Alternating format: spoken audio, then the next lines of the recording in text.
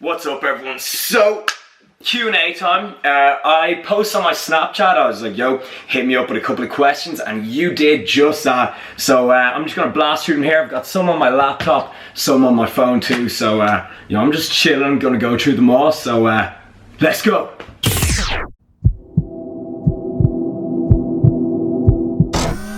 My first question: if you were to make your own pre-workout, like a lot of YouTubers do, what would it be called? Well, it would have to have the LF logo on it, so I guess it would be called Lifting Fuel. Where do you get most of your clothes from? Topman, H&M, this is from All Saints, Zara, and Pennies. I get so much gear out of Pennies because when you're jacked as fuck, everything looks good on you. Rob, I watched your video, Some Changes to My Life, and I was wondering if you could give me some more advice on what to do. I hate my job and it's going nowhere. Thanks. Whoa, Rob Lipsett life coaching channel. But okay, the main thing is just have something to fall back on. A lot of people were commenting like, yo man, fuck the money, that takes courage. And at the end of the month, I was making more from my own business than working a 9 to 6, so there's more money in a fraction of the time. More money, less hours. So I didn't fuck the money. Don't fuck the money. Money is very important. If anything, I kind of went with the money on that one.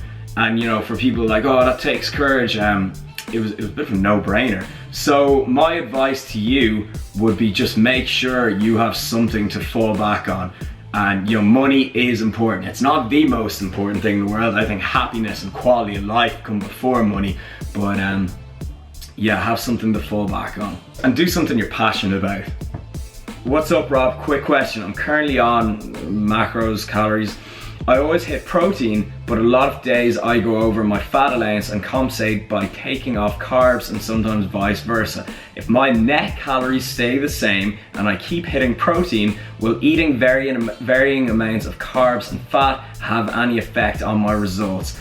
Would have thought it was fine, but wanted to be on the safe side. P.S. Loving the new videos. Please keep them coming. Right on.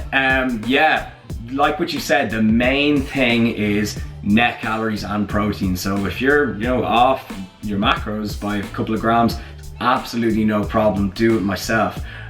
Just try to hit your macros as close as you can, but the main thing is net calories and protein. What's your mindset like for this prep? Well, I'm pretty well into it now. I always think the start of cutting is the hardest, but as you go on and on, you see more results, you see more shreds, more cuts, and you get more motivated to just keep going. And for the actual competition, this is my first ever competition, so I may win, I may lose. So I don't know, I'm just gonna do my very best. I'm gonna bring my best physique.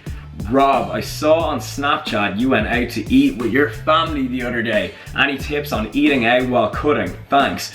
Yeah, so that day I woke up, just had a very light breakfast because I knew I was going to be going out for a family lunch. I went to the gym.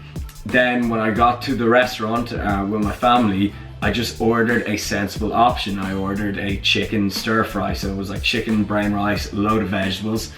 I skipped on dessert.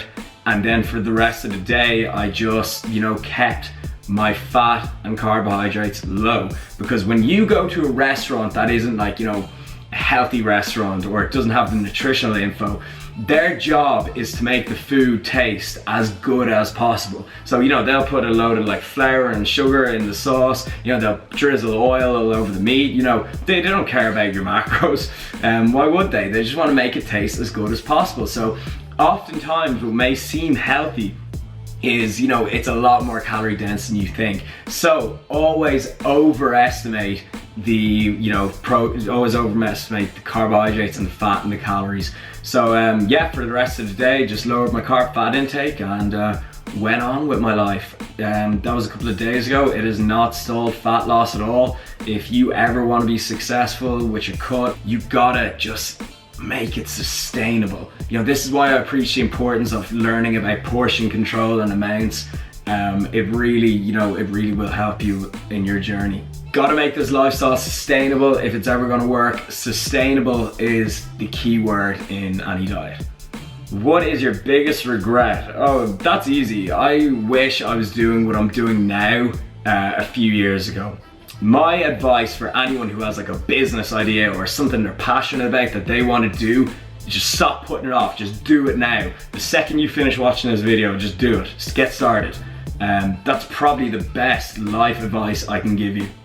Rob, what are your thoughts on pre-exhaustion techniques? They would come in handy in situations like, let's say you're tricep dominant and your chest is lagging. Maybe it would be good to, do some tricep extensions to exhaust the triceps before you do some bench press. Do you smoke? No, if you smoke a pack a day, that comes to like 3,500 euro, just under it. That is like a sick holiday every year. I just couldn't do that. I just think it's absolutely crazy. But I know, it is an extremely strong addiction, but just think about that, any smokers out there. Favorite place in the world you've been to? Las Vegas is a joke.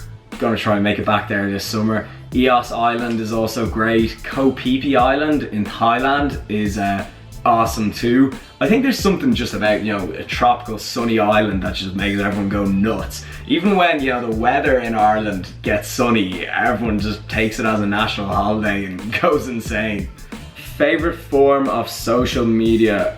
Yeah, as you may or may not know, social media means more to me than just looking at chicks on Instagram. Like, I'm really interested in the marketing side of it, advertising campaigns, how to make money out of social media. Marketing was probably one of my favorite modules in college, so, there's more to it.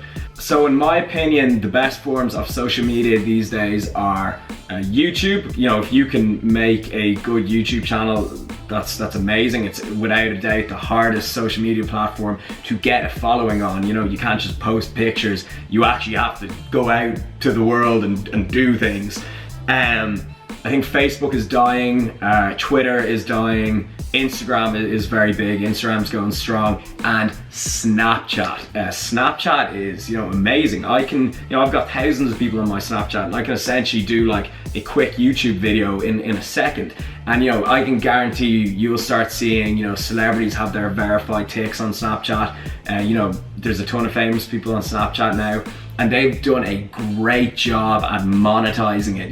Such a hard thing to monetize, and they've got the whole Discover page, they've got like MTV and CNN on it now. It's crazy. But yes, I think Snapchat is going to be massive this year. Rob, I noticed you have nice skin. No homo, right? Give us some of your skin tips.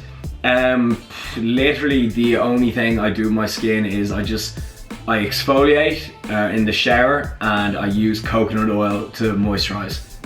That's it. Get some up on the phone now.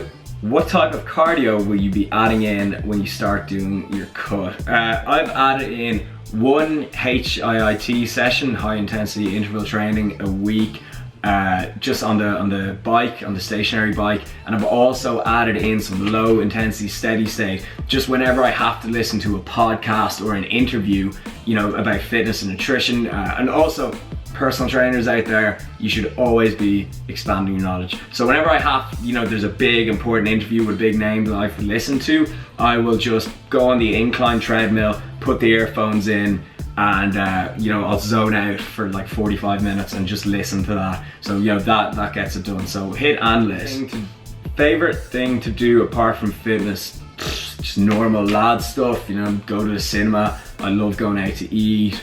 I love going on road trips, holidays, the usual.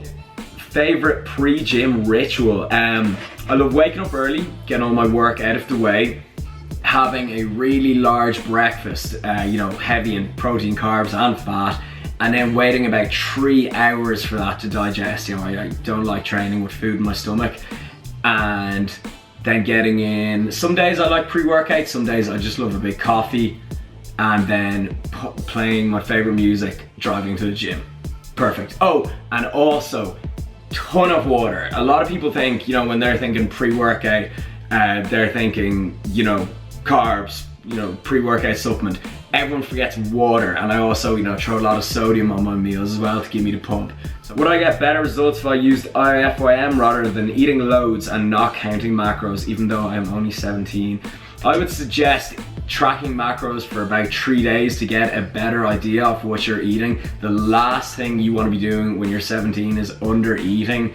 So you know, we as people are terrible at self-reporting food intake, you know, just guessing what we're eating. We've studies showing us to be off by 2,000 calories when just self-reporting food intake. And I'd say when I did that video that I'll stick here on how to track your macros, I got nearly 100 messages being like, oh my god, I did not know I was eating that much, or oh my god, I did not know I was eating that little. So yeah, that's what I usually recommend to everyone.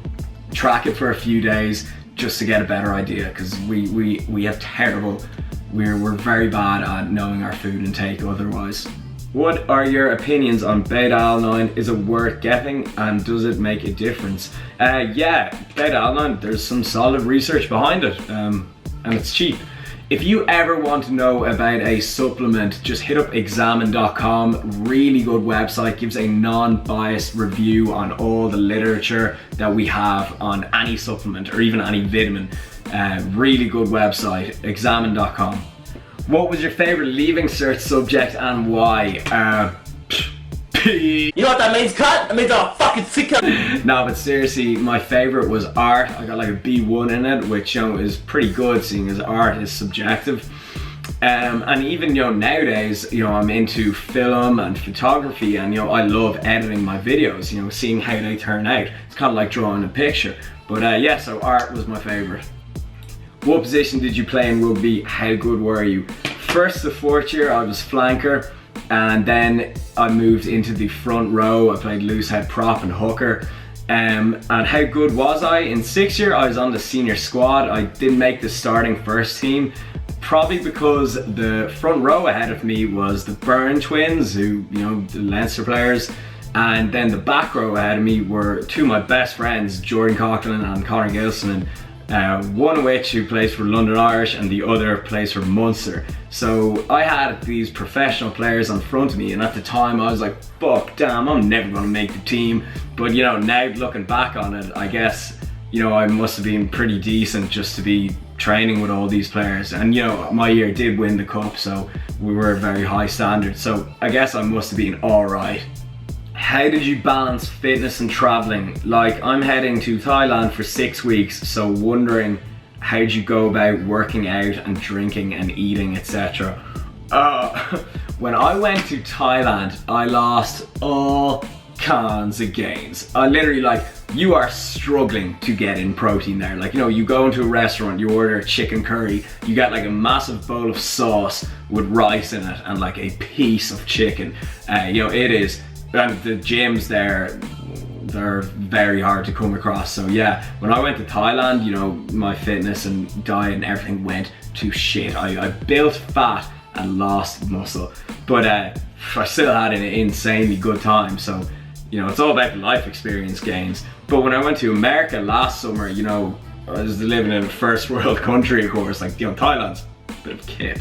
But yeah, when I was in America, I had, you know, I was going to the gym, I was going to the college gym, UCSB, like 4 or 5 times a week. I had my own kitchen, that is a big one. And so me and all my housemates, you know, we're all into the gym. So we were all cooking all of our own food, and we would all motivate each other to go to the gym. And we were cooking all our own food, not just to stay in shape, but because it saves you so much money. So Thailand, say goodbye to your gains. America, yeah, you keep your gains, no problem if you want to. I'm actually going to do a full video on my J1 experience. I've been meaning to do that for so long, because it's actually quite gym orientated, seeing as all the lads I was living with. But yeah, so I'll get that. I'll try to get that up in the next week. What's your go-to cutting recipe? As you saw in the last video, burrito bowl, so easy and so tasty. Alright, last question. Would you ever get into underwear modeling or any sort of thing like that? It's actually funny you mentioned that. After this, I am on the way to a casting for kind of an underwear modeling thing. If you go onto Lifestyle Sports website, you're probably gonna see my stupid head. I do things like that from time to time. They're great, you know, bit of cash on the side, but they're very irregular. Like I would never, you know, focus on that for a living. But yeah, I do that already, and they're great for stuff on the side. Alright, so that's all for today. Any more questions, ask them below. I always reply to everyone unless you turned off replies. Don't do that. People think I'm burning them and I'm not. But so yeah, ask some questions below. Hope you enjoyed. Until next time, keep it real. I'm out of here. Peace.